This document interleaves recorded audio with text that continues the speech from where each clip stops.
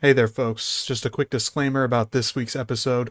It is an AFC preview for the 2025 NFL season.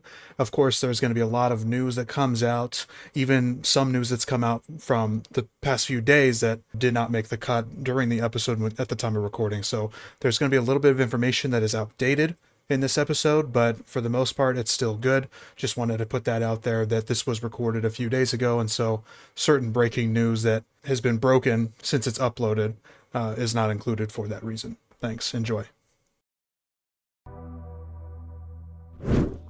Hi, I'm Astronaut. Welcome to Coast to Coast, future award-winning show, hosted by myself Absolutely. and two of my very good friends online here. We got Vitor in one corner, The bestest of and friends. we got Yeah. Jacob in the other corner. The worstest of friends. Yeah, let's fucking go! Yeah. And we're amped today because we're talking some football, something that we haven't done since the NFL draft. Football. That's exactly right, yes. And we're talking football because the season is coming up, and we wanted to give a brief rundown on, at least for this episode specifically, all of the AFC teams, and then in the week after this episode drops, we will be releasing our breakdown of all the NFC teams. Now, we're going to be very brief, and of course, during the NFL season, we're going to be talking about it, just like we're doing with the MLB season, just like we did with the NHL season and NBA season. We'll be talking about those during our weekly episodes, but we wanted to dedicate at least a few times a year to the NFL stuff because that is our main sport, I suppose, especially for this podcast, and we enjoy it. So yeah, and they do pretty well. They're some of the best view, as far as viewership and engagement. So yeah, here we are. Again, very general previews. Some record predictions, at least fairly early on. Some question marks that we have heading in. Maybe some bold predictions as well that some of us might have.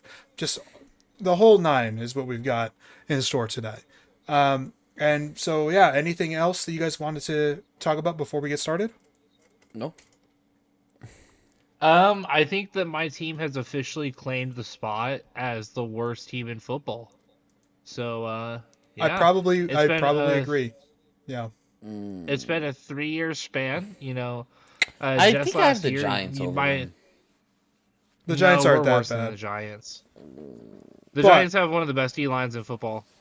But we're a year removed from me and Anthony picking That the is true. Saints to beat the Chiefs in Arrowhead. So it's crazy how the times have changed. Listen, that would have been a really funny meme if it happened, but I digress. Well, so yeah. before we do get started, since we're talking football, I just have to say, what in the actual fuck happened today at Dolphins practice? Did you guys see? I did didn't not. watch it, but I do know about Tua's comments about Tyreek Wow. Hill Oh, in that whole situation. I don't care about that. I don't Oh. care. I have one brief comment about that. I'm not talking about that. I'm talking about two injuries. Just Oh no, I didn't. Artie see that. Burns blew his ACL. Day one of training camp, blew his ACL. We lost a corner. We don't have corners. I can play corner. I can play reaction. corner. I can play cornerback for the Miami Dolphins.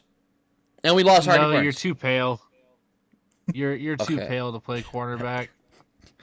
And then Matos, our depth O line, towards the end of practice, he hits a D lineman, just like in a like they're practicing, and by accident his shoulder collides, or like his neck area collides with the D lineman. He has to be airlifted to the hospital. Do you guys know? And do you guys Oh, understand no. how insane that is? Oh no. I'm laughing, but it's not funny. No, just but, to like, be clear, that's I'm not bad. laughing because it's funny. No, but no, it's horrible. Yeah. Like his family's in the hospital with him. Like Jesus he's Christ. not good. He's not good. He's not dying, but he's not good. I guess And- very important disclaimer to a lot of people that the NFL and most sports in general at the professional level are very dangerous and very tough physically, very physically And- Well, it's not demanding. even just at the professional level. This happens all the time. There was a kid that died in summer high school practices not too long ago. Oh my God, bro. Yeah, just take care of yourself. Like- Be safe. Take care of yourself. Make sure you stay hydrated too. I'm If sure you're- I don't know, but I can imagine there are a lot of stories, maybe not that story specifically, but there are a lot of stories related to heat stroke. There's a lot of stories. Yeah, a lot of. Yeah, if So you're a coach, condition your players responsibly. I mean, it's good to go hard, but be safe while doing so. Right. I, Don't do the I, whole making your kids I run was until they just vomit shit. yeah, it's a lot of vomiting and shit. I was just shocked because fucking first day of training camp, and so the thing with Tua, what you said is Tua talking about the relationship with Tyreek and the team after Tyreek's comments last year. I understand Tyreek coming from a place of frustration. He has a high standard for himself. And so does the Oh, team Tyreek have sucks. of him. Fuck that guy. And so I understand his frustration, but I think Tua is correct in his statement in saying that it's not something so easy to fix.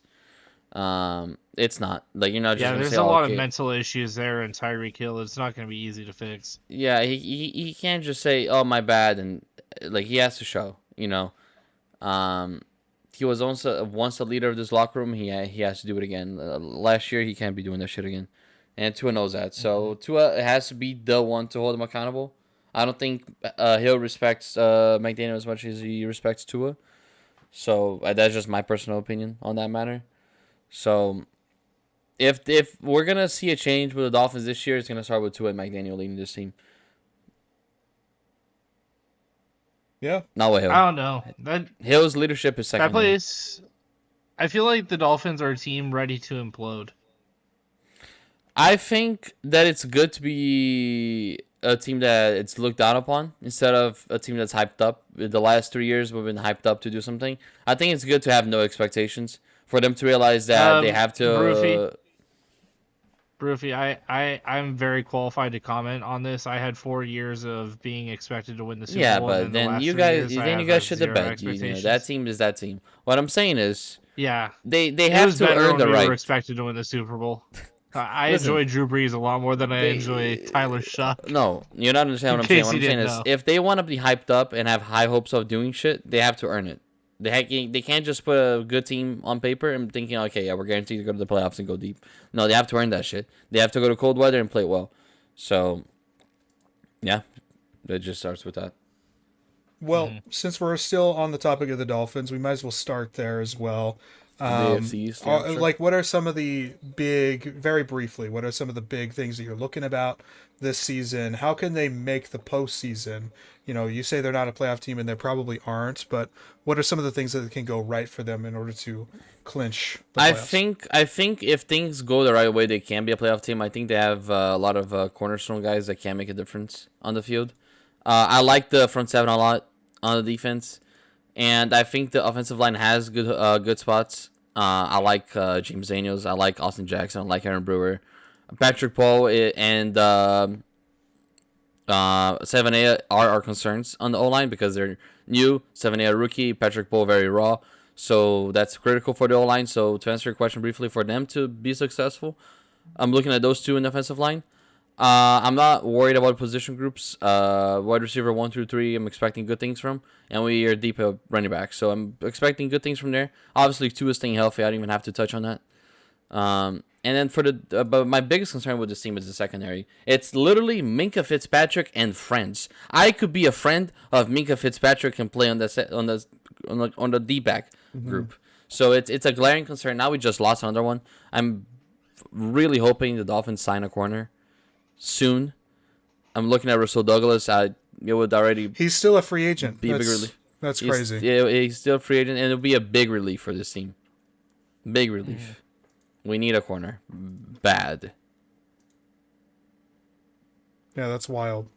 But So I'm definitely looking at Russell Douglas. I know you commented that your running back room is deep, but I would argue that your running back room is actually the most well-rounded in the NFL right now. You're looking at a room that has elite talent. I mean, from their 1 through their 3, each of them have like their own set thing that they're elite at. Yeah. They might not be like elite all the way around. Like, I'm not saying that Jalen Wright is going to be a top 5 running back, but he has elite breakaway skills, and he has home run hitting abilities that are that with some of the best running backs in football. Yeah. And then they add in Ollie Gordon, who I'm has big shown fan. excellent tape in college. Yeah. Plus, you have Devon Achan at the front of the helm. Basically, what I'm getting at is this team needs to be creative in how they get the ball to running backs. They need to pound the They football, should man. obviously they need to run a lot of outside zone, get a lot of Yeah. gap schemes going as far as getting the ball vertically downfield as well. But I also think that they should be taking notes on like quick screens, getting the ball outside via passing, running the ball through short passes instead of only doing it straight up and down. By doing that, you're going to keep the defense on their heels, and you'll find more ways to get your running backs touches because at the end of the day, you have three guys who could take a really big amount of carries, and you're going to have to get them touches somehow And because then all three you of them have a really good potential to score the football. And and you that's not even getting talking those about guys. Tyreek Hill. Yeah, exactly. So you're getting those guys going, then you're gonna have the safeties coming down, corners coming down, and then you can really explode with those guys. So that's what I'm looking at. I think there should be a run first team, to then explode with Hill and Waddle. That's my evaluation of this team. But on paper, biggest needs for me is just making sure the O line fits and the corner. I think everything else you can play with. And tight end, Darren Waller is a question mark. Yep. You guys both Right. basically hit on every single one of my bullet points here. I'll just run through it real quickly. Tua must stay healthy and productive. That's a given. Yeah. I think limiting the amount that the Tyreek drama affects the locker room is very important and paramount. And I also think, though, that his potential for a decline, we already saw a little bit of that last season. Maybe it's partially because of the high that he had 2 seasons ago, but also because his quality of play did just dip, especially in the latter half of the year. So how much more of that do we see? Do we see more of that? Those extents, I think, are also important for a receiver room that is relatively thin as far as depth is concerned. RB room is fantastic. It's a true committee with, again, very diverse skill sets.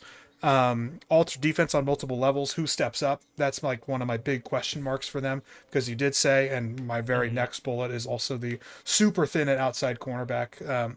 Basically, you have a bunch of I think Super thin. what TFG Marcus Whitman says is Jags, just a guy.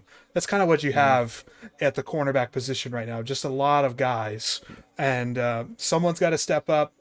There's a bunch of good CB2s there, or CB3s. Sure, But you're missing a CB1 and you're not sure about your CB2. So, but yeah. ultimately, though, it is still an altered defense. You address that through the draft with like Kenneth Grant as a selection. You also address the secondary with the Minka Fitzpatrick trade. Getting younger there as well. And trading away Jalen Ramsey in the process, unfortunately. But so there are alterations there, and it's going to be a different look, I think, too. Offensive line issues and health. Then I have in parentheses, at least Liam Eichenberg isn't starting. At least so it looks like 7A is getting the nod at right guard, and I think that's the right move. Yeah. And then my final two actually is, one of them is what is basically exactly what Jacob said. Utilize your greatest strengths creatively. A lot of times in the previous years, we've seen this offense grow stale because they become so predictable. They move away from what's working, and that's a big problem. And that leads directly into my next one, which I think we all maybe agreed, or maybe Vitor, you were a little bit more lukewarm on it. But Mike McDaniel is certainly on the hot seat and maybe should have been fired last season. But again, if there are no results this year, he's probably getting fired this year. This year, I don't know about last year, but this year for sure, going to a situation where he has to show better results. I completely agree. Yeah. And finally, as far as the win threshold for me, I have a fairly average threshold. I think they'll be a competitive football team, but not necessarily world beaters, and I think they're going to struggle down the stretch as well, as they seem to every single year. So my floor, I've got 7-10. My ceiling is a 10-7, but my prediction as of now is a 9-8 record. Okay. Yeah, that's my range as well, as 7-10 wins. I'll say 7-11 just because, optimism. Right. Fair enough. Dude, I feel like I saw something on Twitter. I could be wrong, but I feel like I saw something on Twitter where it's like the NFL did a league-wide like fan vote, or like on if they were hopeful about their team's chances this upcoming season, and the Saints were like very clearly the lowest on the hope-o-meter by their fans. I saw that. Yeah, I think we talked about that leading up to the draft. Yeah, we probably did, but that is even more so now. Fucking Tyler Shucks, 40 overall. God. Last hate comment that I'll make with the pick. Dolphins is I'm expecting great things from Kenneth Grant. Yeah. Really good Well, fit, I think. prepare to be disappointed. All right, bro. All right. Next up, I think we'll talk about the New Talking York about Jets. disappointment. What I think a lot of people are predicting to be the last place team in this division.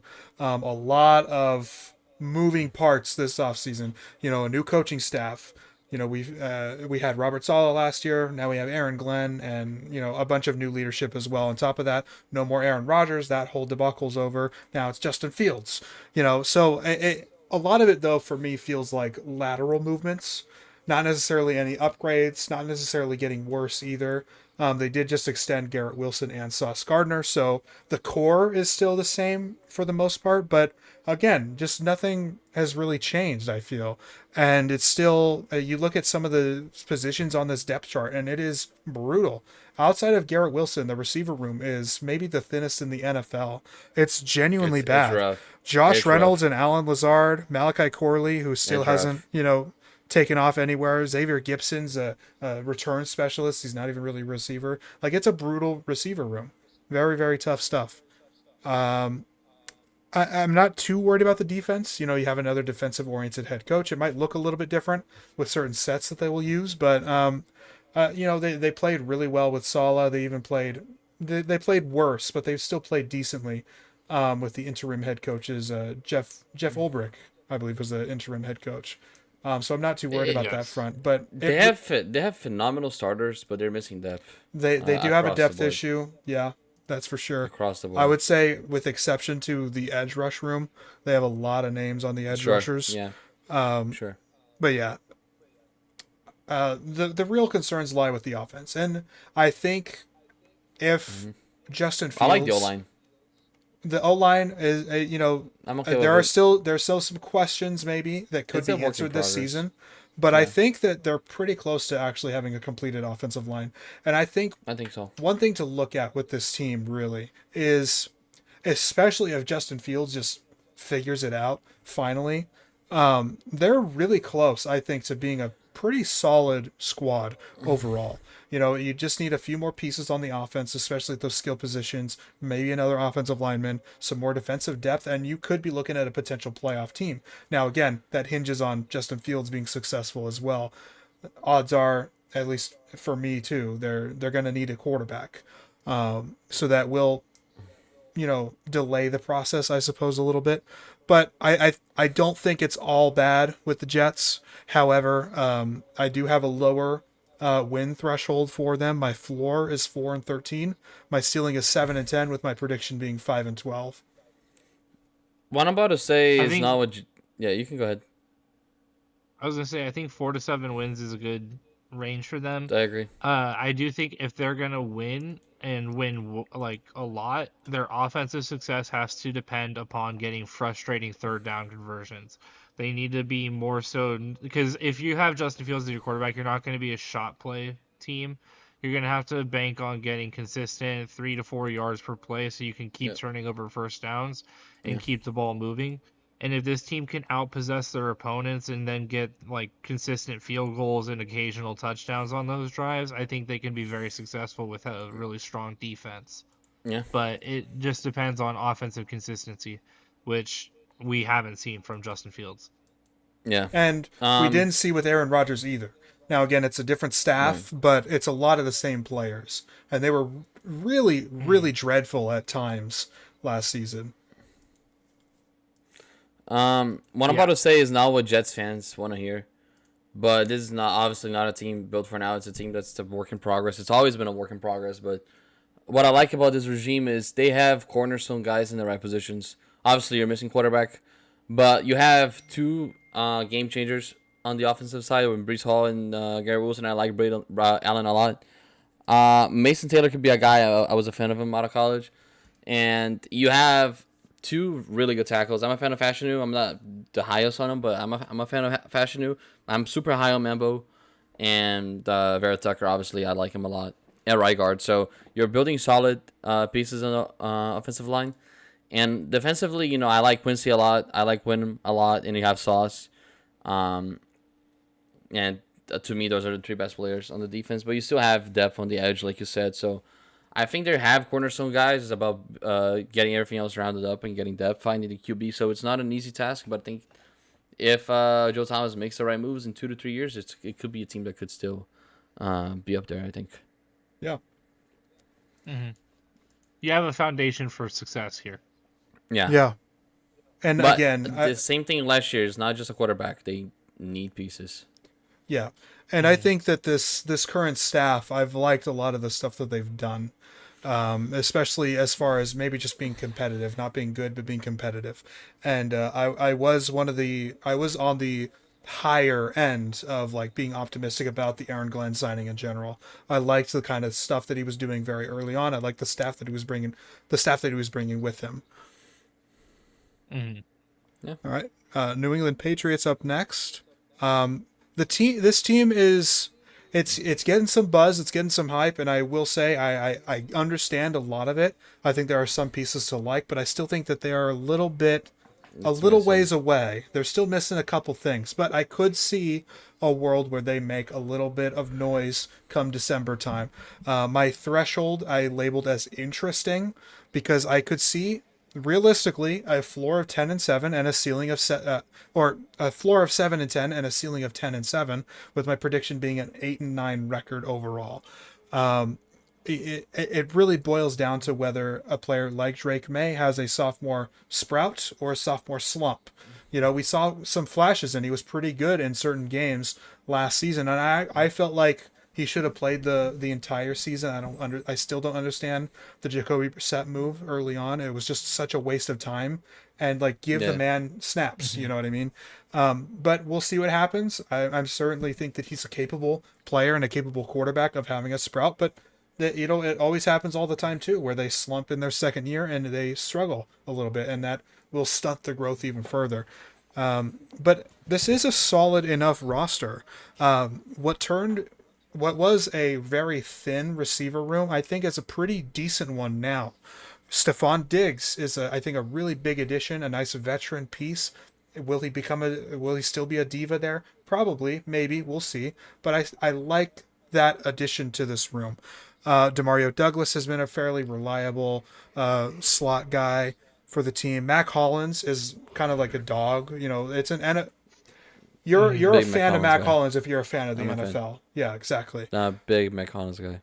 But even guys that they drafted, like Kyle Williams and Javon Baker a couple years ago, who was pretty good last year, showing some flashes. So they have guys, and they have guys in the running back room as well. They just drafted Travion Henderson. You didn't even mention Jalen Polk. He was super underwhelming last year.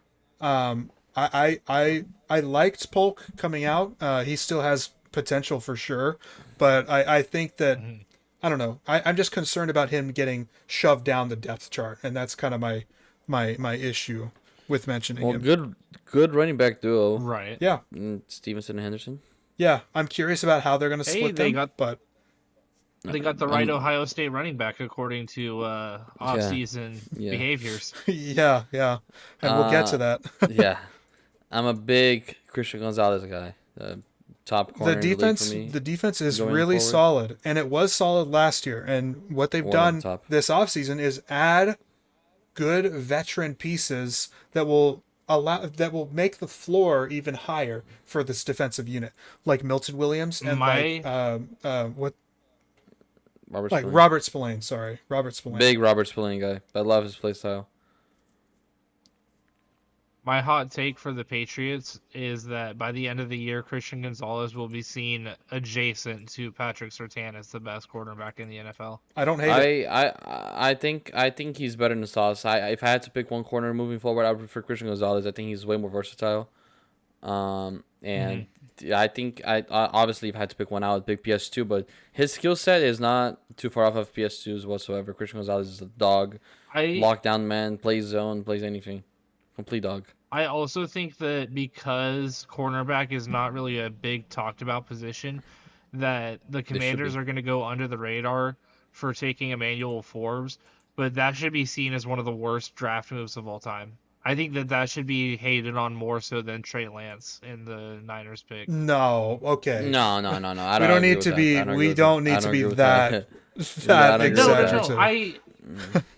No, because okay, who are you taking after Trey Lance at that pick that makes the pick better? You don't trade up. That's You don't trade the up big thing. exactly. You don't Exactly. trade up. A haul. Trade up a haul. Right, but it's For, not like there was an obvious player who was, oh, you had to have taken him. Like it could have been Mac everyone knew that Jones. he was A going lot to of be people better. had Mac Jones going 3. A lot of people. Nobody, yeah, but nobody was like, oh my God, Mac Jones is this like can't miss guy. Everyone was saying that about Christian Gonzalez. Everyone was like, okay, Christian Gonzalez is like he's the guy out of the cornerback class. He is that person that Yeah. you want. And the Emmanuel Forbes is like the guy who's like, yeah, he can make it in the first round because he has a good ability, but he has a really bad frame for the game and he's really skinny. So there's like some downsides to him. And you had the guy that everyone's like, yeah, this guy's going to be a dog in the NFL. You had him still available, Yeah. and you're like, no, we're going to take the skinny guy instead because Everything you we said, didn't think the Christian Gonzalez would be available. everything you said, I agree with. But you're just wrong about the first part. Yeah. You're just wrong. It's not worse than Trey Lance. That's crazy. That's I think just the pick is worse. If you factoring in the trade, Okay. you're right. yes, Trey just the Lance pick is but worse. Sure, that's Okay. fine. Whatever. I can accept that, but you can't just evaluate that. And we'll talk about the Niners next week, but part of the reason that they're in the situation they're in, especially Was within because the of the media, is because they have missed on so many draft picks and they have lacked first round picks for several years. You know what I mean? True. Anyway. True. Yep. Look, I'm optimistic about the Patriots. I think that they're heading in the right direction. I just think that it's still a little bit early. Well, as much as I love Drake May as a prospect, we all are Drake May guys here. And I think he's gonna succeed in the Drake NFL. I May hope he doesn't, MVP. because I hate the Patriots. So yeah, there you go. I couldn't have said that any better. One final question mark for the Patriots. They still have a big question mark at kicker. Just wanted to point that out. Big question mark at kicker. We have no idea what's going on. They've got Borregales, who was a rookie a couple years ago, I think. But he, not been very good. So Right. They've been struggling with that. all right. Then the former reigning division champion Buffalo Bills, looking to repeat again. And I think for the most part, the path is very simple for them. Because the Jets seem to be a little bit of a rebuild. Patriots are not there yet. The Dolphins are the Dolphins, really, like perpetually mid, it feels. So like it should be a fairly easy, simple cakewalk for them to win the division again. But there's a lot to like about the Bills still. I really think so. And I think that some of the things that they really struggled with last season, they've addressed in some capacity. Whether we agree or disagree with the specific method, they've addressed it. And one of those things was the secondary and the cornerback depth in general. Kyer Elam in that AFC Championship game was abysmal. Guess what? He's not on the team anymore. And Maxwell Harrison, rookie, is now on the team, who was Brought back to Davis. And I really White. like him. brought back to Davis White, who works in this system. So there are a lot of moves that I actually really like about the Bills. And I think that moves like this, and coming off of a Josh Allen MVP year, coming off of big years from a guy like Khalil Shakir, who finally is like breaking out, and you've got Keon Coleman in a second. I'll tell you my biggest issue later. No, tell us now. Just lack of edge rushers. They, when it comes to pressuring the QB in big games, they seem to have trouble with that. Greg Rousseau is developing. I like Daquan Jones a lot. Joey Bosa, I think, is overrated. He can't stay healthy as well. I don't think he solves the edge rusher problem there. Obviously, he could shut my mouth, and if he does, I'll take my L and I'll say it.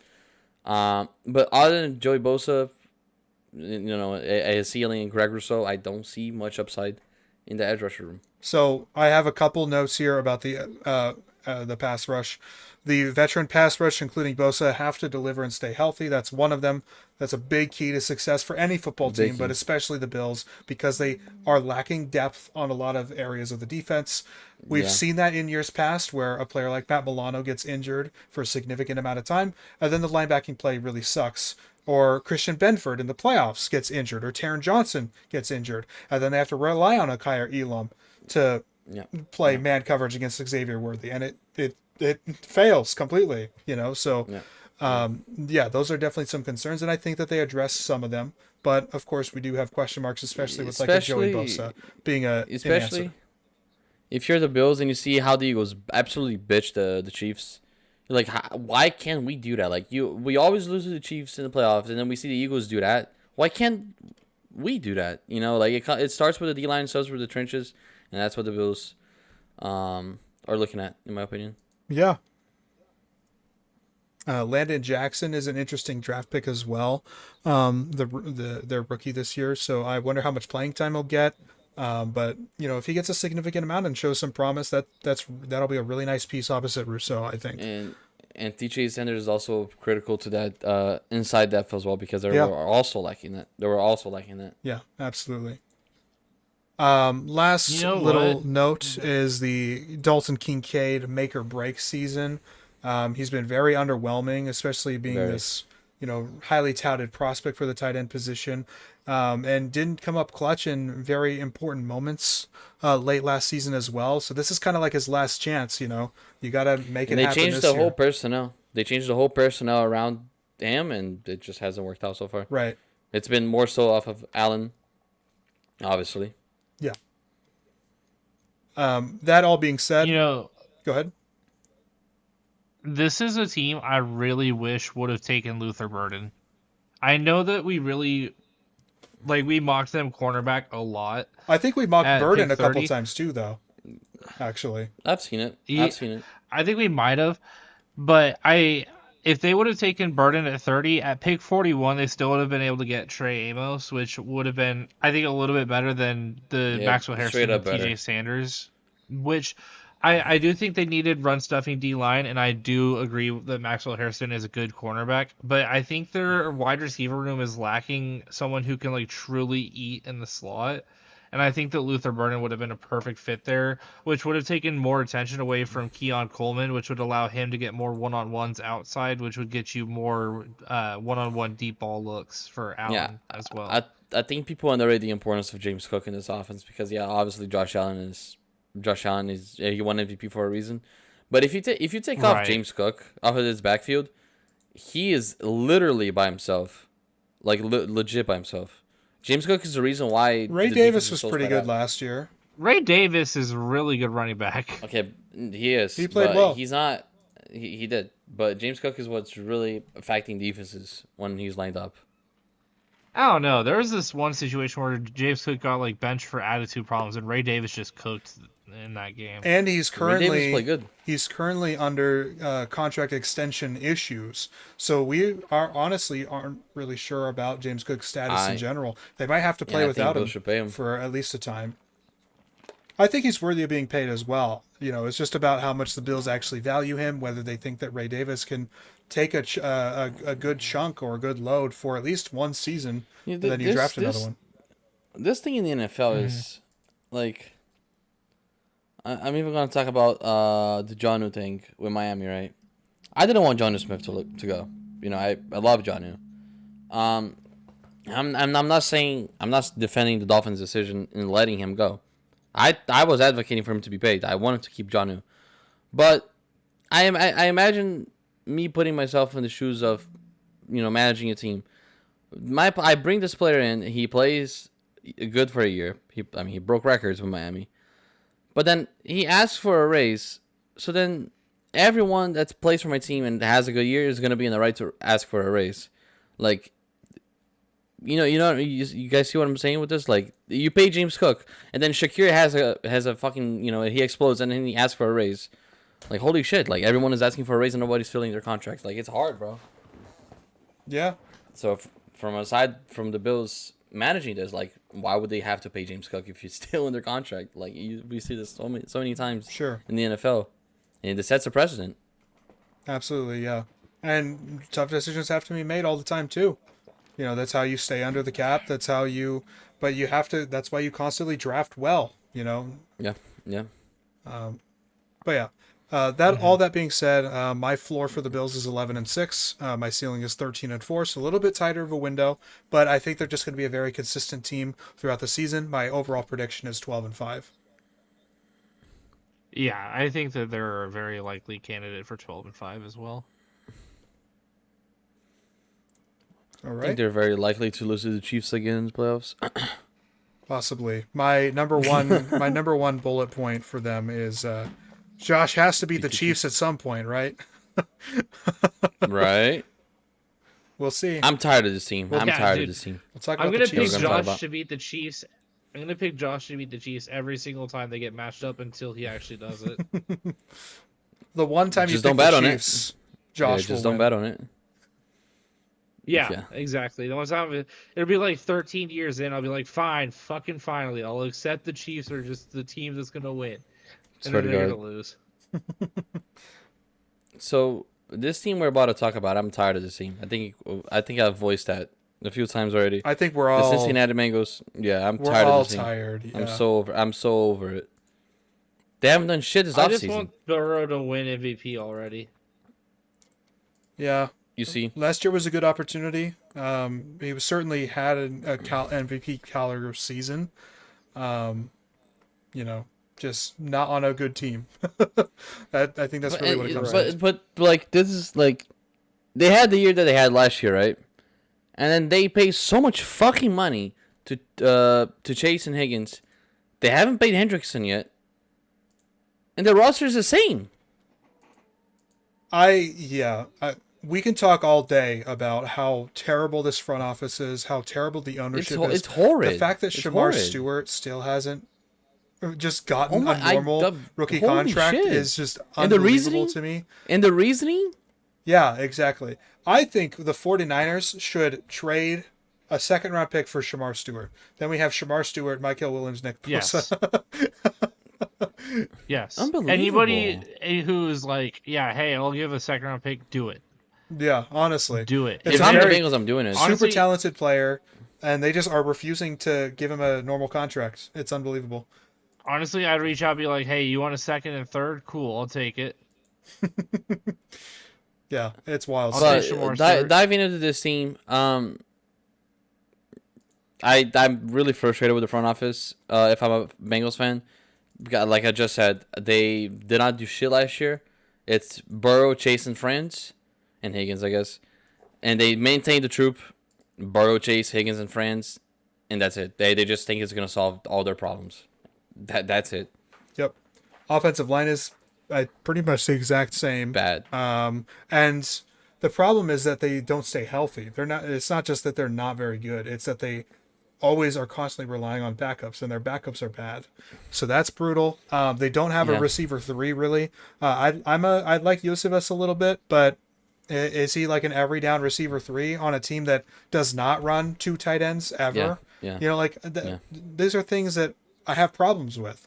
Now they brought Noah Fant for a visit, but they have a lot of tight ends already. So are they going to cut? It doesn't move guys? the needle, you know. Yeah, like it's. You know, It just feels like a lot of just repeating the same stuff and expecting a different result.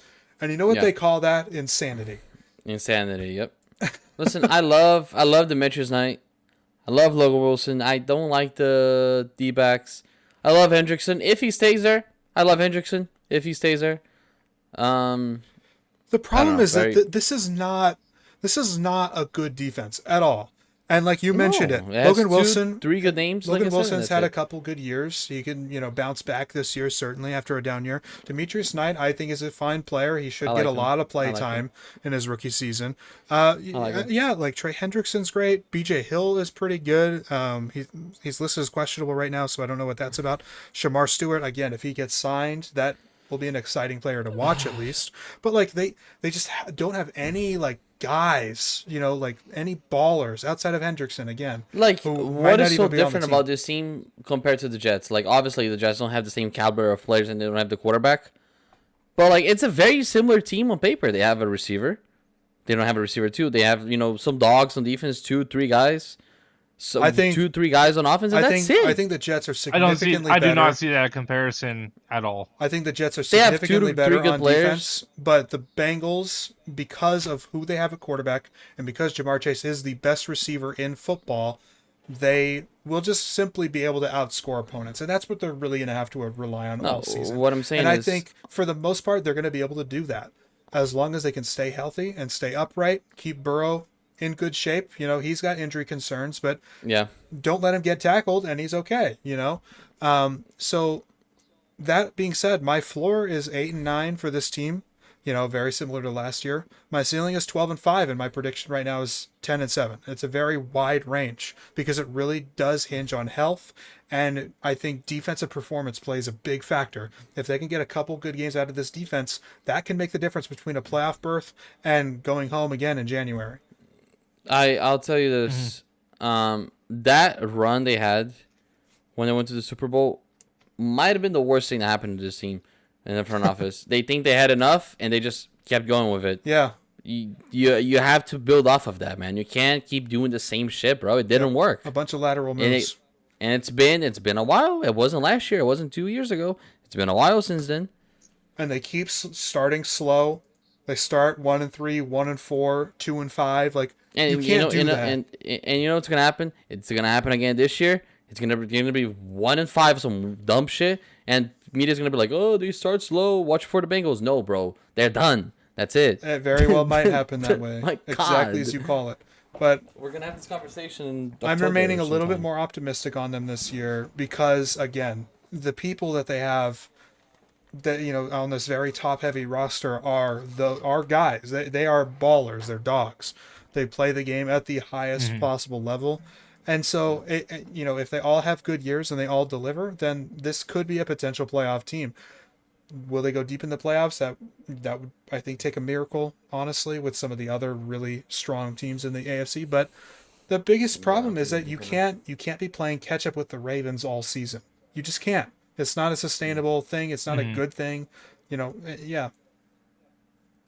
Yeah, you compare this roster with the Ravens roster is actually laughable. They also just had games that you can't lose last year. Like the game that went to overtime against Baltimore, you can't lose that game. The game against the Patriots in week 1, you cannot lose that game. I feel like they had another one that went to overtime. It was just like you can't lose in that situation. No, that Patriots game, I don't give a shit if it's week 1. You lost to the Jacoby Brissett Patriots, dude. Yeah. They put up 16 points. It's ridiculous. You can't lose that game. Yeah, brutal stuff. But again, very top heavy roster, but the top of that roster is fantastic. And if they can carry the team, they can make the playoffs. I don't think we have to waste more than 2 minutes talking about the Cleveland Browns. I don't think so either. This is definitely like a rebuild type of team. Although I do like some of the pieces. The defense is pretty good. The defense is pretty good still. Myles Garrett just got a monster extension. Phenomenal corner duel.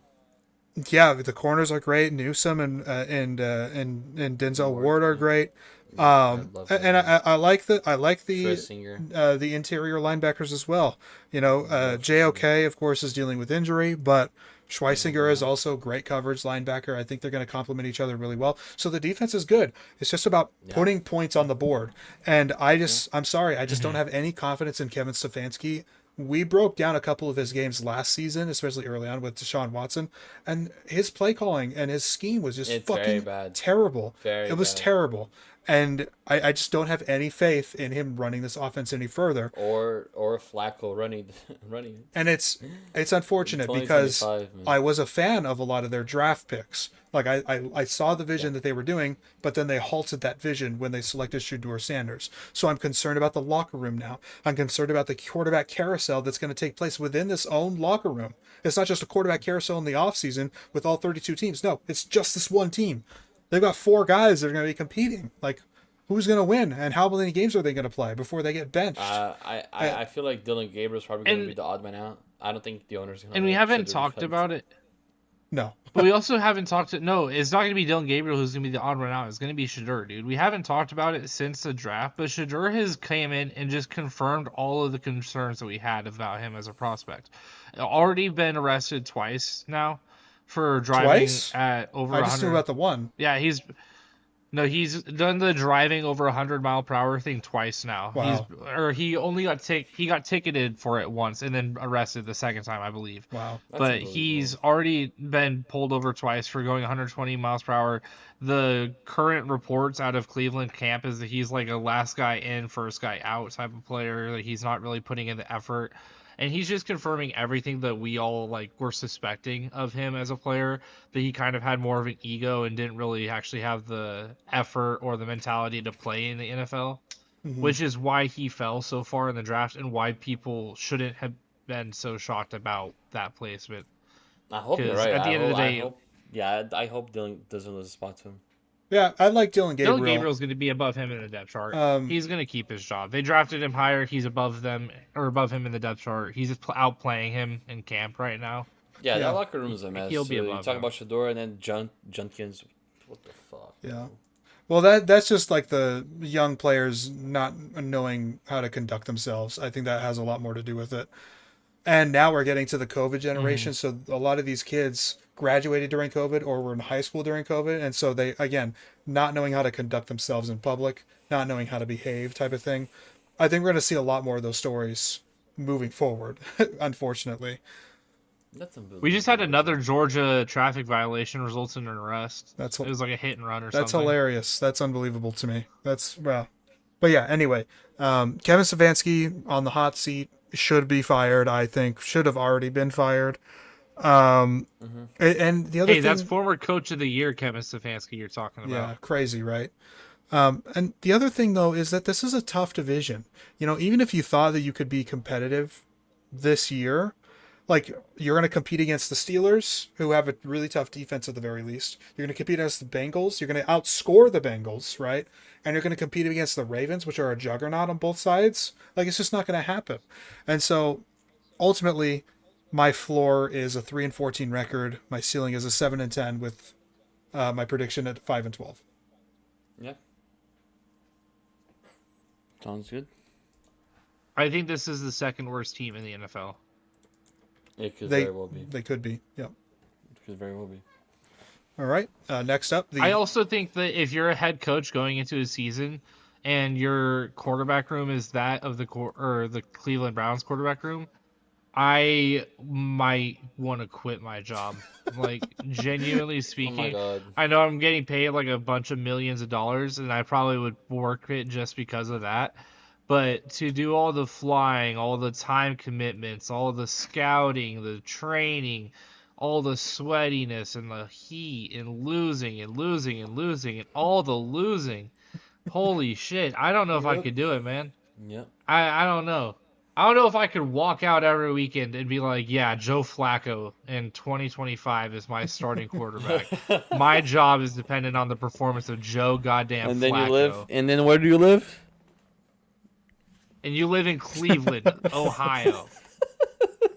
the site of the 1989 balloon disaster. Thank God. Yeah. No, you know how I made that joke about being a backup quarterback being super easy a long time ago. Yeah. Not if you're on the Browns. I would not want to be a backup Not for the quarterback on the Browns. No. You'd be a backup quarterback on the Browns. That's where you lose your NFL career. Yeah, unless you're Luke McCown. Yeah. Anyway, Yeah. You're like, let's turn this around a little bit. all right. Next up, the Pittsburgh Steelers. Another topic of many a drama. I would maybe not drama, but hot button. Just same old, same old. Yeah. Same old. The problem is that, and I'm going to be controversial here, Mike Tomlin is overrated as fuck, guys. Overrated. Oh, yeah. He has never. They're going 7-10 this year. Okay, and maybe not never, but he, for a very long time, has never coached a team. He has coached a bunch of people. That's it. For a very long time, and that's why they have never been successful in the playoffs since their Super Bowl win. 15 years ago at this point. Like, that is exactly why. He coaches people, not teams. And the same thing seems to be what's going to happen again this year. Aaron Rodgers at quarterback, DK Metcalf, diva receiver. I just not very optimistic about. Caleb Johnson, dog. Yes, I'm not very optimistic about that core. What I am optimistic about in certain areas is they have good offensive weapons. You know, Metcalf is a diva, but he's a solid receiver. Caleb Johnson, I'm a big fan of, and I think he's a perfect fit for this offense. Frymouth is cool. Didn't they trade for Johnny Smith? Yes. Yeah. That's an interesting tight end room, I think. Jalen Ramsey is on this team now. They've got Joey Porter Jr. Joey Porter Jr. is cool. Darius Slay as well, apparently. I didn't even know that. Yeah. Corey Price. Yeah. I liked Corey Trice out of college. Patrick Queen, he needs Price, to. Yeah, not Price. Obviously, Hayward and TJ Watt, right? Well, I was gonna save TJ Watt for last because I know he just got paid big bucks, but he was bad for most of last season. If you go back and watch, he was bad. So I don't understand where the fuck this money came from for TJ Watt. He did not earn it last year. Don't say it too loud because JJ Watt's gonna hear this and at you on Twitter. Yeah, right. Dude, I'm sorry. I saw a list of the 25 best defensive players of the 21st century, and they had TJ Watt at like 12, and I was like, what the fuck?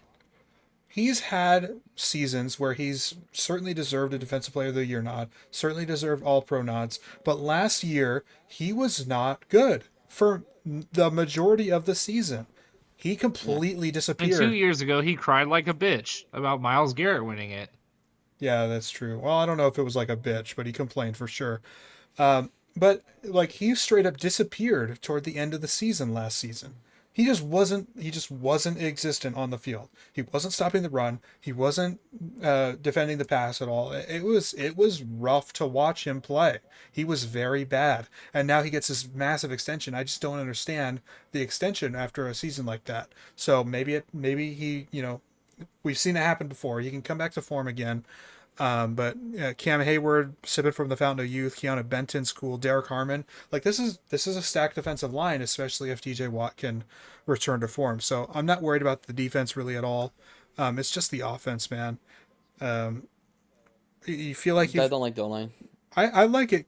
I like a few pieces. I think Fontanu's good. Mason McCormick's good. Zach Frazier was really good last year. I really wanted the Niners to draft him because he's a really good center. The left side is definitely rougher for sure, but but Broderick Jones has a lot of potential. yeah, he's got potential for sure. Yeah, but ultimately, when you look at their schedule and you look at the potential drama that this team can have, and the fact that I just don't think Aaron Rodgers is any good anymore, I just don't see it panning out. So my floor is 5-12, my ceiling is 9-8, and unfortunately, my prediction is on the lower end of that at 6-11. I think that Aaron Rodgers might be the most overrated player in football right now. Probably the way people still talk about him like this. I've seen some crazy comments about him. People said that the Steelers are Super Bowl contenders when they signed Aaron Rodgers. Really? Who? Some people on Twitter. Well, what kind of people? I don't know, but Cameron genuinely was saying that they are gonna make a run at the AFC Championship this year. I will not accept his opinion on the Steelers. No. But if there are actual people, actual NFL media analysts and stuff that are saying that, then that's absolutely asinine. I have not seen that though on my end. I don't know. Okay. I guess you're just lucky. Maybe you don't have to deal with it. Maybe, yeah. I mean, the one fucking page that I would run into all the time was Pickensburg, and now that George Pickens isn't a Steeler anymore, I don't have to see that fucking loser anymore. It's awesome. Shout out Pickensburg. Pickens boys. Fucking hate that account so much. All right. Now, what is probably going to be the division champion of the AFC North once again? The Baltimore Ravens. We'll talk about And my briefly. Super Bowl champion prediction. Really, you predicting them to win a Super Bowl this year? Yep, the Ravens are going to get it done. Nice. I can definitely see it. I think this is a perfect year to do it, especially for my prediction, because I have their threshold as very high. Their floor is 11-6. Their ceiling is 14-3, and my prediction is 13-4 for the number one seed in the AFC. Mm-hmm. The glaring need is wide receiver, but Flowers makes it work. I like Flowers. I like Bateman to an extent. It's the need on that team, but they got Lamar, they got Derrick Henry. I don't would think have they really much liked more to than that. see how. I would have really liked to see how the Ravens could have gotten Colston Loveland on this offense. Oh my God! I Can think you Colston imagine? It Loveland would on have this been offense nice. It would have been very nice. It would have been so fucking cool. Yeah, but I like Likely. I think they should have maybe dealt Andrews this offseason and give Likely the space for a tight end one full time. Still, I think good. Andrews is still like pretty clearly better than Likely, so I wouldn't want you to just Well, yeah. downgrade the position Regardless, for no it's reason. still a good tight end room. It's a very good Right. offensive line. It's a very good defense all across the board. Yeah. I think they have the best safety in football. They have one of the best defensive tackles in football. That They have one of the best linebackers in football. They have one of the best quarterbacks in football. They have yeah. They have a top 5 They offensive just have line in talent football. everywhere. I think this is the Yeah. second best roster in football, It only could behind be. the Eagles. Behind the Eagles, I yeah, agree. have a couple of like little tiny concerns, especially stuff that we saw last season when the season first started. Their defense was a little bit slow to get going, and we chalked it up to an adjustment period. No longer having McDonald as their defensive coordinator. So if we don't see that again, that's a good sign. But if we do see it again, then I think there's a little bit cause for concern there. Fair. I think also a player like Trenton Simpson really has to step up. I think a player like that panning out is really going to be huge for this defense. But if he doesn't pan out, then I think that could be a hole that opposing offenses can utilize to their advantage, take advantage of. Yep. Yep. And I guess the other general concern too is just how much gas is left in the tank for some of their veteran offensive players. It doesn't seem like Henry has any signs of slowing down, but we never know what could happen. He's been It's a long season. it's a long season. He's been in the league for a long time. He's got a lot of yards to his name, so it For could the last happen. 4 years, we've been saying this is the last year for Derrick sure, Henry. yeah, but again, it's going to happen at some point. Is this the year that it happens? If it is, then that's unfortunate because feels like a golden opportunity to take advantage of the rest of the AFC, right? And as was last year. But not just for Henry. Same question I ask for Hopkins, which again, not a feature piece of the offense, but he is a name Andrews. in the room, and Ronnie Andrews. Stanley as well, and Mark Andrews. Yeah, those are the four. Like, how much more do we really have here? I just love the way I this kind of roster like is Keaton built, Mitchell as man. an accent to Derrick Henry. He's a fine player. And then one other question mark. Kicking is now a true concern for the first time in over a decade for the Ravens with the Justin Tucker stuff. Didn't they draft someone? Well, yeah, they drafted a guy, but it's not Justin Tucker. You know what I mean? That said, Justin Tucker was already not good last year, but on top of all the other stuff that's come out about him, dude. The Malachi Starks pick is ridiculous. Like, oh my fucking god. yeah, the secondary's fucking brutal. Yeah, I love the team is built. It's a beefy fucking team, bro. It's a strong team. Yeah, They 100%. just find value everywhere. Like TJ Tampa in the 5th round or 6th round, whenever they got him, was really good value at that spot. Yes. Mm-hmm. Like, just a really well built team. Yeah, and good stuff. Sorry, I was just gonna introduce the Colts here, and it's a team I'm a fan of. I like the roster. A lot of guys that I'm really really high on, namely Latu, probably my favorite player in this roster. Quentin Nelson is still doing his thing. I like Downs. I think he showed some flashes. I like Pittman. I think he's a little bit overhated, perhaps. Not anything extraordinary, but I think he does what he has to do. Jonathan Taylor, obviously. Tyler Warner was a phenomenal pick. He had to be the pick. Zaire Mhm. Franklin, I'm a fan of. And it just comes down to Richardson, bro. It's like, is this guy gonna take off or what? Yeah, that's what I was gonna get to. Like, I agree with pretty much everything that you said. It's just I just don't think Richardson has it. And I don't think so either. Jones might be better, but how much better is Jones? And is he really going to be a guy that can carry you to the postseason? Possibly. We've seen it before, right? He wasn't carrying the team, but he was serviceable enough to do so and win a playoff game at that. Well, now he But has Daniel. Now he has Taylor next to him. yeah, but I just like, yeah, at what point does Richardson get hurt or get benched? And does Jones Or just just win the starting he has job to play well, outright? right? You know, And he has to play well either. It's not just that. yeah. And so, as unfortunate as it is, and just the way that my predictions also went out for the whole AFC here, my threshold is very wide for this team because I think their potential is very high, but they also can be really bad, one of the worst in the league, I think, even though the Yeah. roster's not bad, you know. It just comes down to Mhm. quarterback play. So my floor is 5-12, my ceiling is 10-7, and unfortunately, my prediction is 5-12 as well. Nobody gives a shit about this team. Nobody talks about this team, but I think they have some of the most underrated players in the league. I'm I a fan think of they Cutie might Pay. have the best, like the most consistently great front seven of the last like 5 or 6 years. They just have never been bad at that spot. Yeah, They've yeah. They never been keep drafting bad, D line extremely well. but they've never been good or great either. I I think think they're I getting think there. you're overrating it a little bit. They haven't been bad, like I said. They've had guys like Samson Abukum after the 49ers, he's been good. DeForest Buckner's always an all-pro candidate. I like Quiddy Pay. He hasn't really quite gotten to the top tier yet.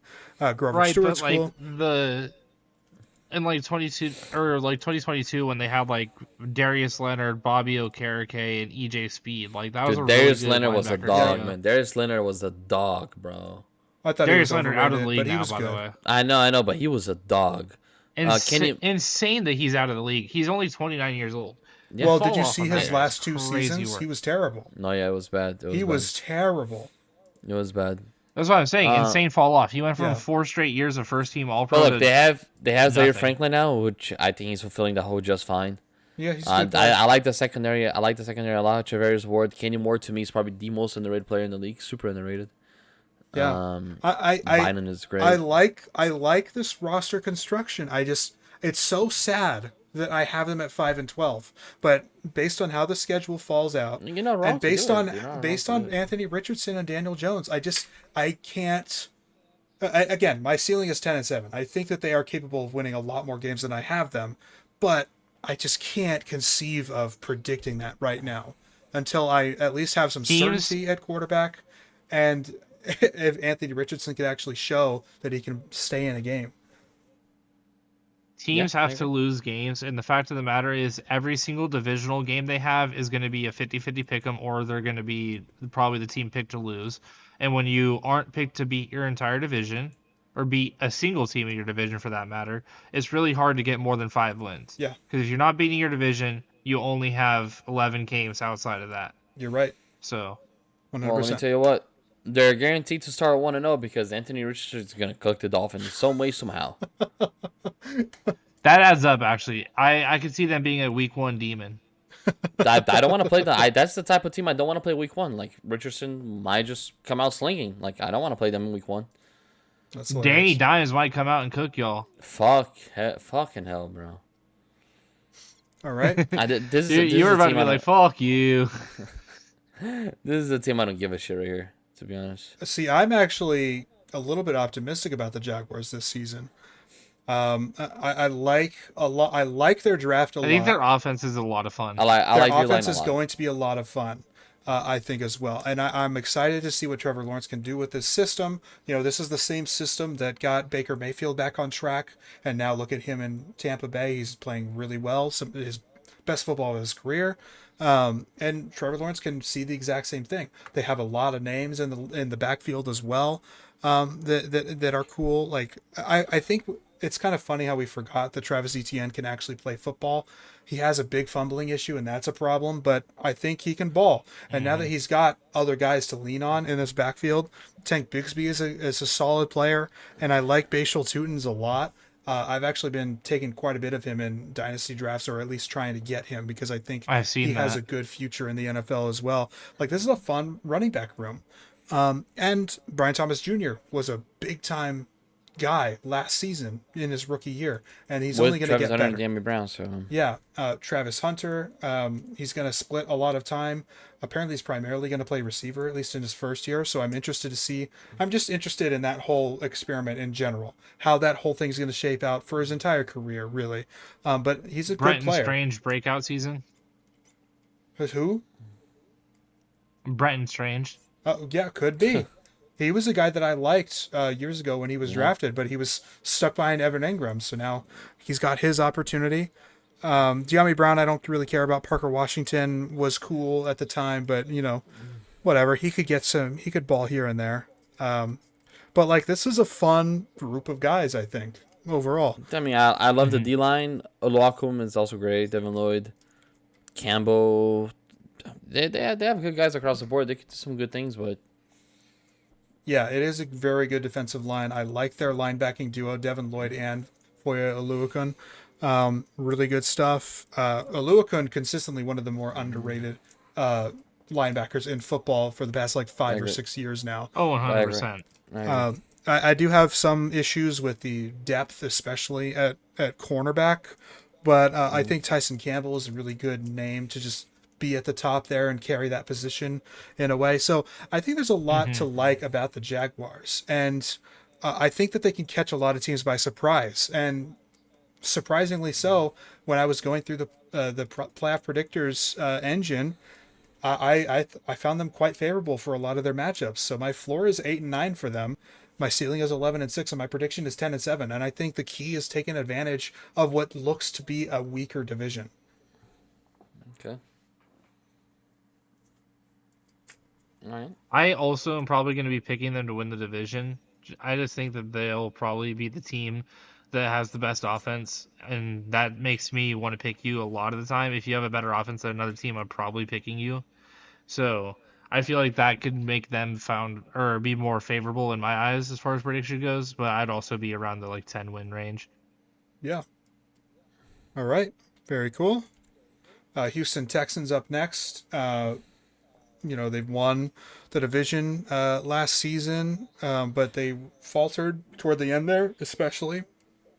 Sophomore slump for CJ Stroud. The offensive line looks horrendous and looked horrendous last season.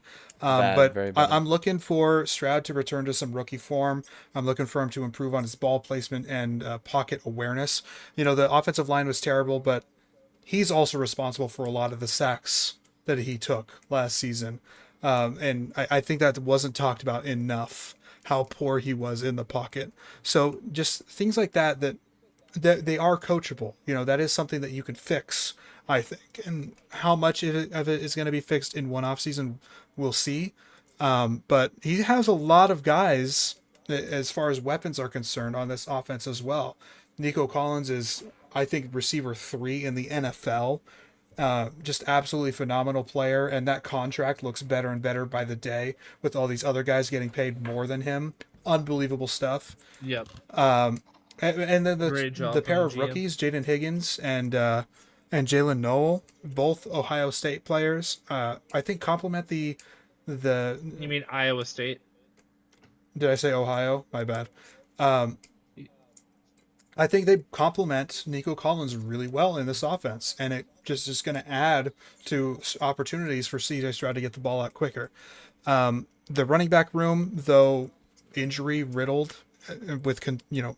injury riddled with Joe Mixon and Nick Chubb and Damian Pierce, I think is a fun and interesting room that can definitely explode. So I think it's a volatile team. There's a lot that can go wrong, but there's a lot that can go right too. And one of the things that can go right is remaining consistent on defense and allowing your young players to continue to ascend.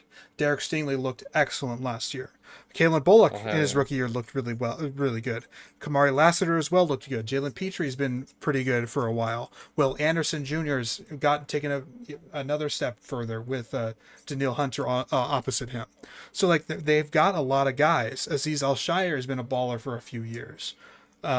So as long as the defense can stay true and CJ Stroud can figure it out and stay consistent, I think this team can make a lot of noise in the AFC. I think they're going to be a tough out. And so while I have the Jaguars going 10-7, I do have the Texans one game better, hitting their ceiling in my prediction. Their floor is 9-8. Their ceiling is 11-6. My prediction is 11-6.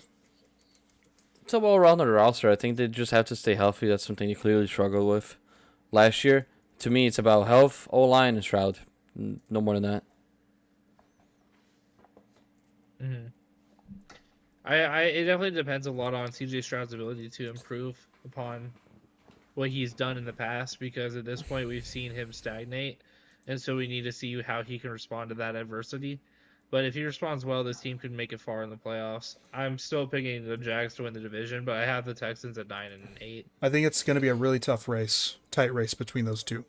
I'm excited for it. Just no worry for me to say that I think they have the best edge rusher duo in football and best corner in football, or second best corner in football. I think there's I don't know if I agree with that. I think that's a fair take. Yep.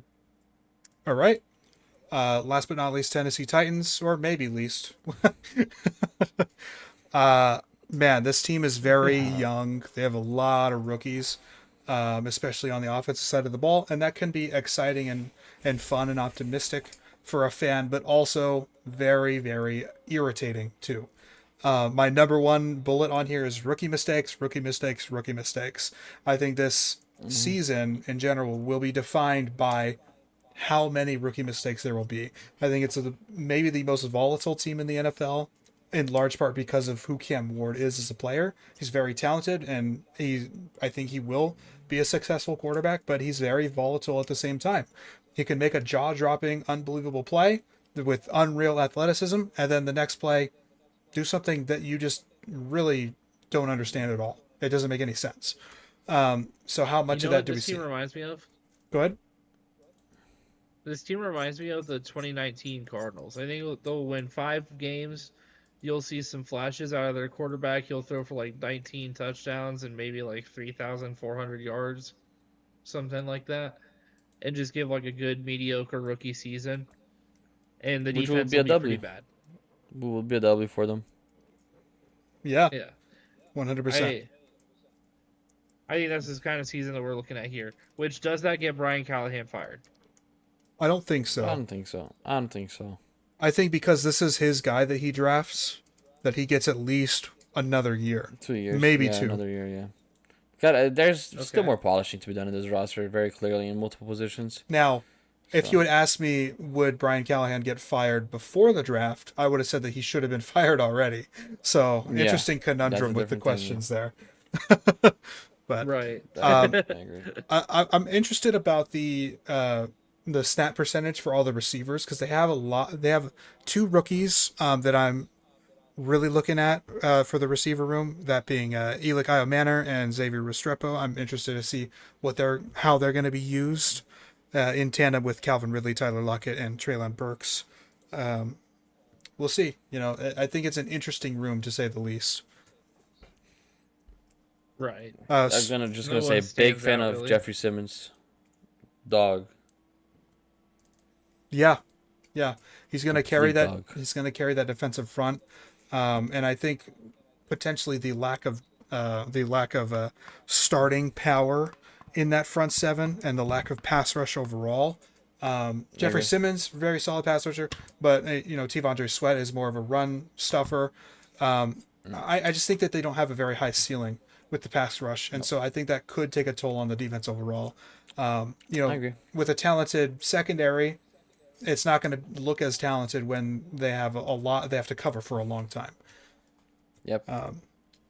All that said, my floor for them is 4-13. That's if things go horribly. My ceiling is 9-8. where they can potentially make noise in December. But my prediction is 7-10. Okay. So you're a bit higher on them than I am. Just a little bit, yeah. All right. Okay. Last but not least, the AFC West. Starting with the Denver Broncos, who were a very surprise 7th seed They team. But overachieved. They overachieved. I think so too. Spoiler alert. They're not You that said good. what? They overachieved. They're not that good. Yeah, I don't know. I think we're going to see some regression from Bo Nix going into year 2. We I agree. already knew him to be a low ceiling player, so I'm not expecting much to continue to benefit out of him. I'm not I a think fan. that he might continue to look good for a couple more years, and then eventually fans are going to realize that what they have is just a guy who isn't capable of winning a It's Super Bowl. it's just a better version of Kenny Pickett. I'm not high on Bo Nix, and I don't like the receiving room. I've never been high on Cortland Sutton. There's just nothing in this offense. Hey, watch your mouth when you talk about Marvin Mims Jr., buddy. Marvin Mims is probably my favorite player in this offense, but there's nothing in this offense You're as a damn whole right that he excites me. is. But overall, there's nothing that excites me really. I like Trey Franklin. I like Pat Bryant, but he's limited. On defense, I like Greenlaw. Question marks on him, but obviously PS2, no comments. I like Brandon Jones, Dolphin legend. Hufanga, question mark. I like Barron. I like Zach Allen. But overall, I like Bonito. So, yeah, defense is solid. I like a lot of the names on defense. The defense is going to be good. The defense is going to be very good. Yeah. If it's healthy, it'll be really good. Yeah, but I don't love the offense. I don't love the offense at all. I don't like Bo Nix. I don't like the receiving room. I don't like the running backs. I just think that, and I think we talked about I this. do not like the running backs. I don't. Well, can't stay healthy. Very big. Okay. What is so impressive about He's the running pretty backs? decent. And RJ Harvey, he's good, but I think he was drafted early, just a little bit. They just to me, He was drafted over guys who should have been above him, which is great because it's resulted in me getting Caleb Johnson in fantasy way lower than he should have ever been. Fair enough. Yeah, look, it's tough, because do you want like a Bo Nix to succeed? I think it would be a nice story, but I do sense regression as well here. And part of it is that they were a very streaky team last year. And I just don't see them at this current stage, especially on offense, getting to become more consistent. I think the streaky nature will continue, and I just think that they'll be less lucky. I don't want to say lucky, but you know what I mean? Like, they're going to get the opposite end of the streakiness that they did last season. And yeah, I have the same questions about receiver 3. Like, who's really going to step up in that role? They have some names, but who's really going to do it? It's Trent Sherfield, Dolphin legend. yeah, Niner legend too. Yes, sir. It's a brutal division as well. We're going to talk about them, but the Chargers can make noise. The Chiefs are the Chiefs, and the Raiders have done quite a lot. They're a very different team than they were last season. So it's tough. It's just tough. So my floor is 6-11. My ceiling is 11-6. Again, if they can become a consistent football team, this can be a dangerous team, especially because of that defense. So 11-6 to me makes some sense, but my prediction is 7-10. Mm-hmm. I'm gonna call Quinn Miners and ask if he wants to be a Dolphin. Yeah. Yeah, I'm just gonna call Be him. like, how do you feel about signing with the Miami Marlins? Marlins. Yep. Switch him over to baseball. Yeah, it could be fucking third baseman, big guy. Play hot corner. I don't see why not. I don't see why not. It's not against Big Dumper. No, sir. No, right? Dude, are we on I your think- division winner, LA Chargers, 13 I and think- 4 win team? This is the most overrated roster in football, and it's not even close. Oh, well, you're going to have fun talking to me then, because this is your goddamn AFC West division No, winner. this is We're the gonna go most 13 and overrated 4. roster in football. How is it overrated? You're Tell gonna- us. The D line is shit. Yeah. First off, the D line is complete utter shit. Khalil Mack has maybe 2 good years left. You guys know my take on Derwin James. I don't like Najee Harris. Led McConkey's okay. Herbert chokes. O line is okay. It's developing. I just think the roster's overrated, man. I don't think it's that good. Can I counter? I don't Yeah, think go for I it. don't think the roster is as good as some people will say, but I think they have really good pieces throughout it. Herbert, there are very valid criticisms of Herbert. The two things that he needs to Yes. improve in are pocket awareness. Takes a lot of bad sacks, similar to Stroud. Even though he can move, he just takes them for stupid reasons. He moves And very well. He just doesn't know when to. and he's not clutch either, which is No. similar to what you said with him choking. He's not clutch. Yeah. I've seen him blow games. I've seen him on a potential game-winning drive opportunity take Yeah, just sacks doesn't. and lose Just the game because he's taken sacks. Way too many times. It's honestly very Philip Rivers-esque in a way, which is kind of funny how that turns out. You know, both of them being Chargers quarterbacks. Hampton, in my opinion, is a lot better already than Najee Harris, and I think he's going to be the premier back. 100%. He's going to be the feature back. 100%. He has to be. I've liked some of the stuff from Quentin Johnston so far in camp. Not to say that he's, you know, a phenomenal player or anything, but maybe there's potential for a breakout there. I loved the Trey Harris pick for this offense. I think it's a fantastic compliment to not only Lad McConkey, but Quentin Johnston if he pans out. I think that was awesome. The O-line just has to stay healthy. I think it's a very good O-line when healthy. Joe Alt and Rashawn Slater are fantastic. I love the O line. I love the O line. You said it wasn't very good. The O line? Yeah, just a second ago you said it was okay. Yeah, you did. Okay. All right. Well, maybe as a Even though whole, the but I O-line's love the. like top six. Then let me say it better. I think as a whole, it's not that good, but I love the tackle duo. How about Okay. that? Well, No, I think that's you're just wrong plain still, wrong, but too. Yeah, that's. these are Kai five. Becton was one of the better guards in football last year. Yeah, these are five ballers. This will be a good O-line.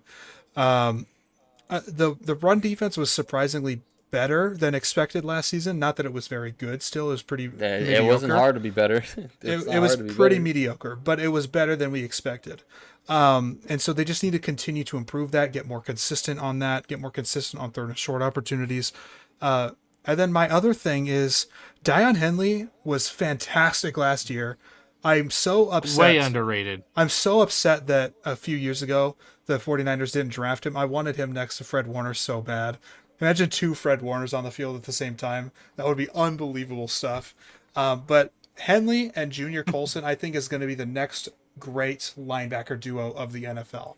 I think both of them have, especially Henley so far, because Colson's only had 1 year, have shown serious flashes, and they have the star potential. So I'm really excited to see what they do, how they command the middle of the field. That'll actually be Danny Stutzman and Pete Warner, just so you know. Yeah, maybe. That'll be the premier linebacker duo of the NFL. I personally fully expect this team to be behind the Broncos. I would be shocked if the Broncos Really? are not ahead of this team. I fully expect it. Wow, that's crazy. I don't have them winning the division like Jacob, but I do have them as a wild card team in the AFC next year. My floor is 9-8, my ceiling is 12-5, and my prediction is 10-7. Okay. This team's winning 13 games, guys. I'm telling you, they're gonna have LaDainian Tomlinson-esque performance from Marion Hampton. That would be crazy. I'm here for it though, if it happens. All right. The only reason why We're they're not gonna going to see be last is Marion because of Hampton this have a team. 2,000 all-purpose yard season as a rookie. That's my hot take. That for the would- season. That's And then you're gonna wake up. perfect. You know what? That's a perfect comeback. I won't even comment. I think that's a fun hot take. It is a fun hot take. I'm with you. That's fun.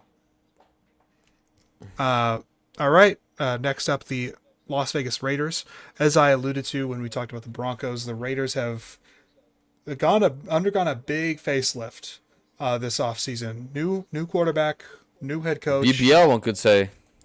Say it again. I said BBL, one could say. You said facelift. Yeah, perhaps.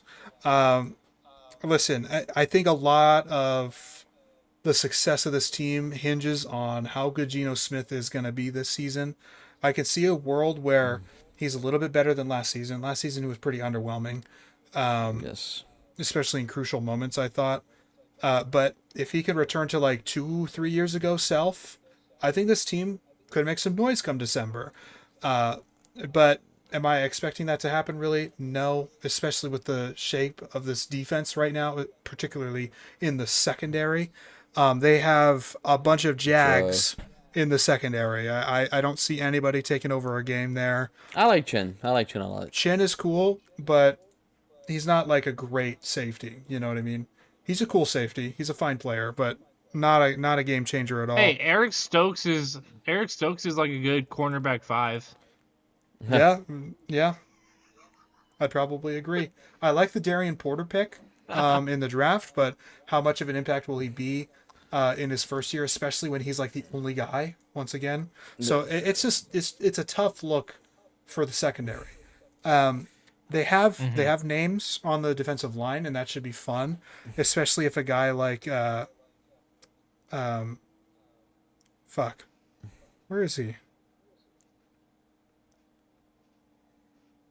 You're looking for Tyree Wilson? No. Did I have him written down here? I don't know. I don't know what I was thinking of. Never mind. I guess it is a general statement. Like, who's going to step up alongside Max Crosby and Christian Wilkins on this defensive line? It could be. It should be, right? It should be. So that's a question that I'd like to see answered.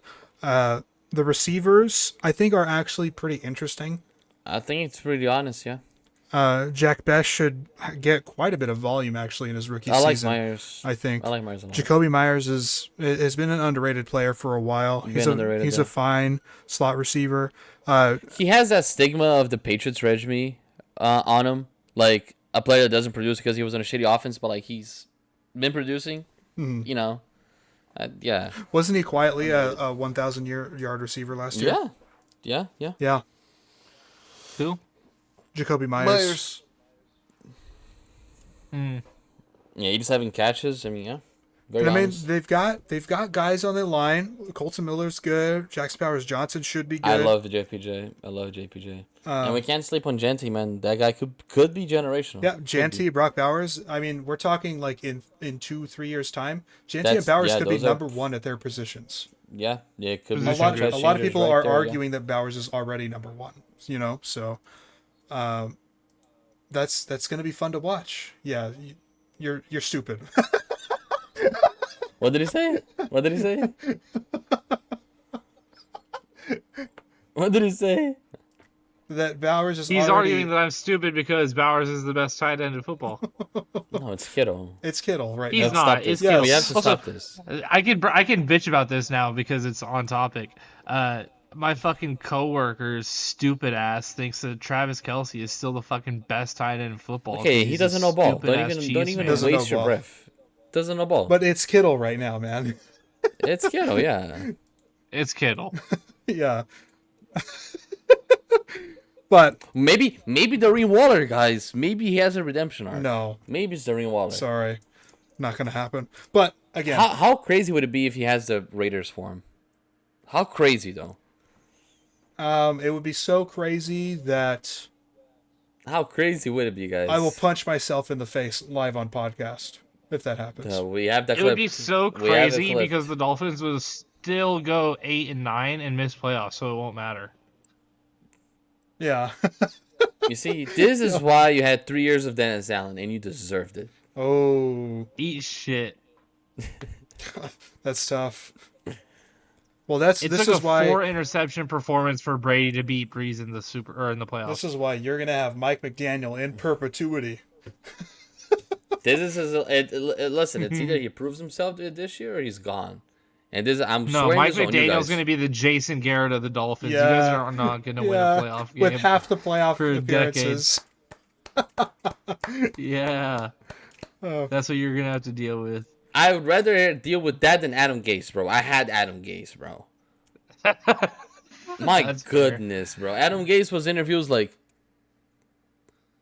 Yep. No, Nah, bro. what's gonna happen is Ryan Fitzpatrick is gonna be your next NFL head coach. I don't know how I feel about that. Could you imagine him coaching? I can't. He'd be great, dude. I would love him as a QB coach, maybe as a coordinator. As a head coach, I can't see it. I can't see him coaching at all. He's a good TV personality. I could see him as a QB coach. I agree. A QB coach, I could see him as. I could see him as a safeties coach. Yeah, how about that? I think Drew Brees should be the Saints quarterback coach.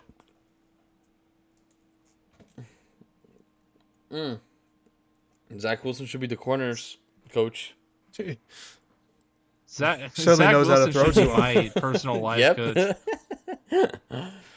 All right. Absolutely. But yeah. So where were 7-10. That's what the Raiders are. we? Yeah. Janty and Bowers probably could be the best in their position in 2 years' time. I have a very wide threshold for the Raiders. Again, just a lot of it hinges on Gino's state of play as well as the defense. So my floor is 6-11. My ceiling. Wait. I was gonna guess that your range was gonna be 5-12, all the way to 10-7. Very close. You're one spot off each way. My floor is 6-11. My ceiling is 11-6, and my prediction is 7-10. Okay. But we agree 7-win team. Cool. Yeah. Okay, cool. Another 7-win team. Yeah. Right. All right. Dude, it would be so refreshing to have the Chiefs finish last in the division. Oh I don't my like. God. I think that would be so Nothing would relaxing. make Like it would me be such an happier. exhale. Exactly, dude. Like the weight off our shoulders if we could just be like, for one fucking season, no Chiefs in the Super Bowl. Oh, it would make my day. Seriously. unfortunately, this team's gonna win 12 games. I Yes, fully they're expect going to them win at least 12 11 games. They're going to win 12, exactly. They're just so well rounded My floor, everywhere. Yeah. Except receiver, I guess. They're No, as well even rounded then. as Andy Even Reid's receiver. belly. And even then, they've got even they've got slant boy, they've got fast boy, they've got deep boy, and that's all they need. There you go. That's and all then they they've need. got And slot then they boy. have Jalen Royals. Jalen Roy, Debo Samuel Light, Torn as well. Sky Moore. Sky Moore. Sky Moore, my worst draft take of all time. Dude, he should have been. I so think. good. I think. next Listen, to- I'll say He this. should I'll have say been this. good. I think Pacheco. Sky I think Moore- Pacheco is overrated as shit. But he's playing such a great O line. It's not even that Pacheco's great of not an that good. O-line. Pacheco's not good. It's a good. Pacheco's gonna lose his job halfway through the year. Yeah, I don't like Pacheco. I don't know if he loses the job. I think that what they'll do is they'll go to a committee because I think Mitchell, as long as he's healthy, can get a meaningful amount of snaps. I like Brashard Smith a lot. He actually reminds me of Isaiah Pacheco when he was first drafted. They're both 7th round picks. I like. right? Yeah, I like Mitchell more than anyone in this group. 1000%. Mitchell's very talented. He just can't stay healthy. I know, and I'm not arguing health, but I for sure like him more than anyone else in that group there. I do think this is the worst Chiso line since 2018.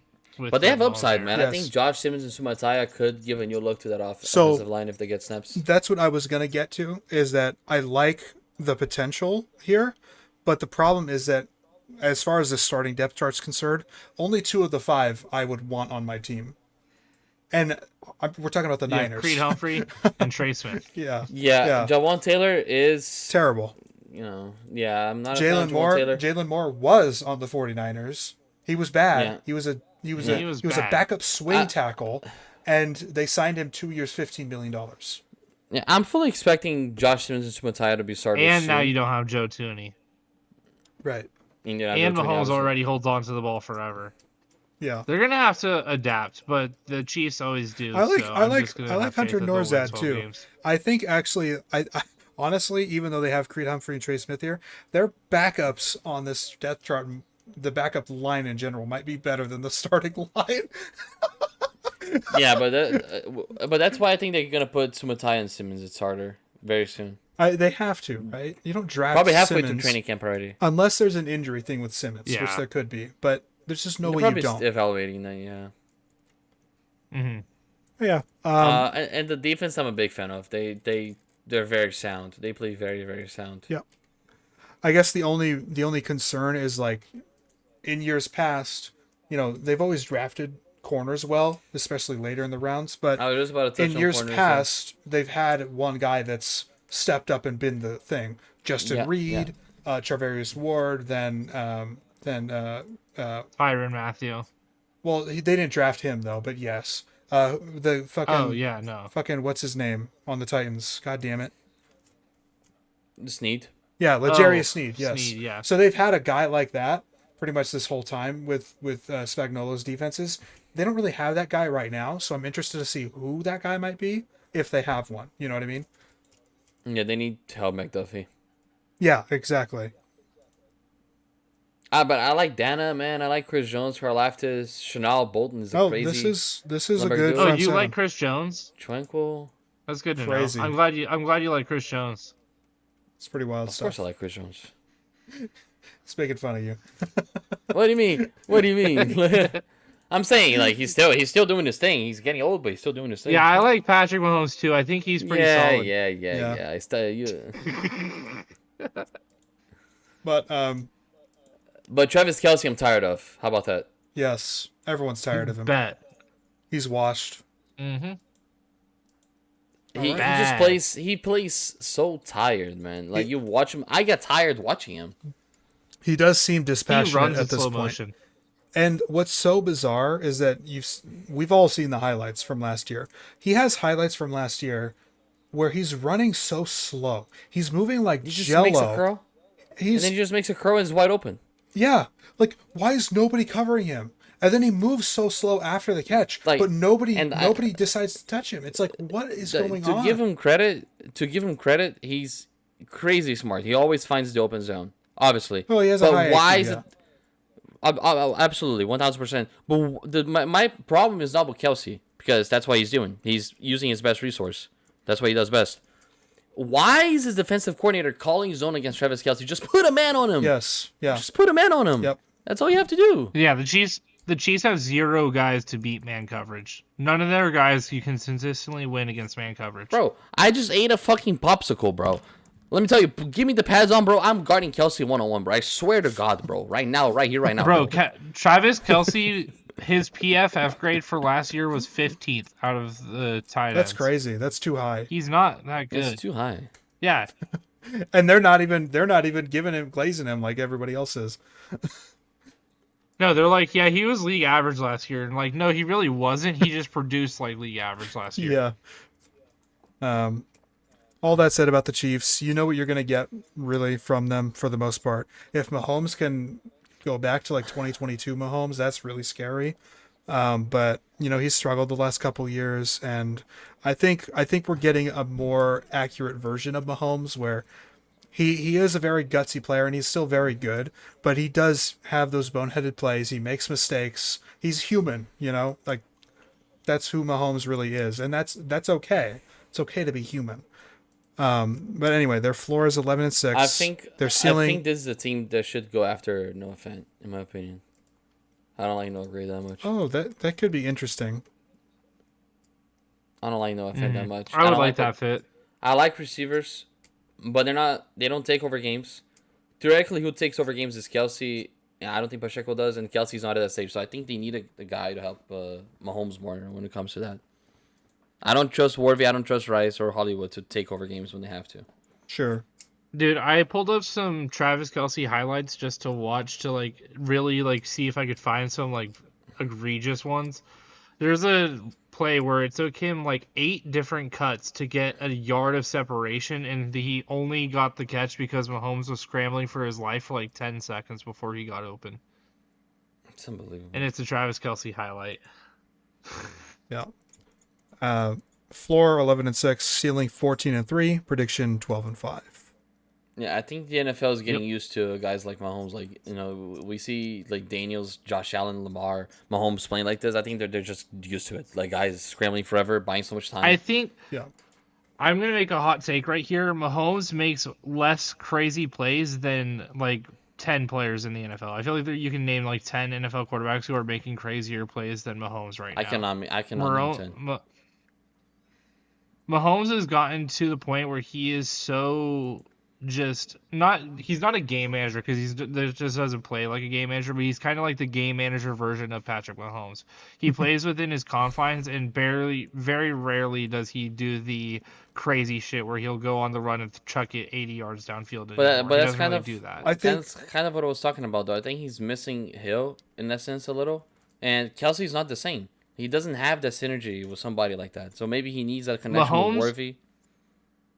Mahomes has lost his aura. That's what it is. He's lost all his aura. I think Worthy is a guy to make that connection. I think though there might be something to what you're saying actually, that like he's in a way he's a little bit safer, which is weird because he's committed more turnovers, but he's been like mentally safer with his choices. Yeah, maybe we're scared. Maybe we're more restricted. No, I really think it's about security because he was such a gunslinger and it paid off so much early in his career that now it's like I could just be safer and more secure and like, you know, be inaccurate and that's where the interceptions come from, or make a bad read and that's where the interceptions come from. But I don't have to play this hero ball anymore and this team is still good. So like, maybe a part of it is like saving stuff for the playoffs and whatnot, you know, things of that nature that we've seen other teams do, which,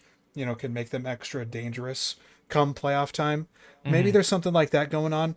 I also mentioned though last season at some point, I don't remember exactly when, but I looked at the difference in his production when Matt Nagy is the coordinator versus when somebody else like Eric Bieniemy was the coordinator.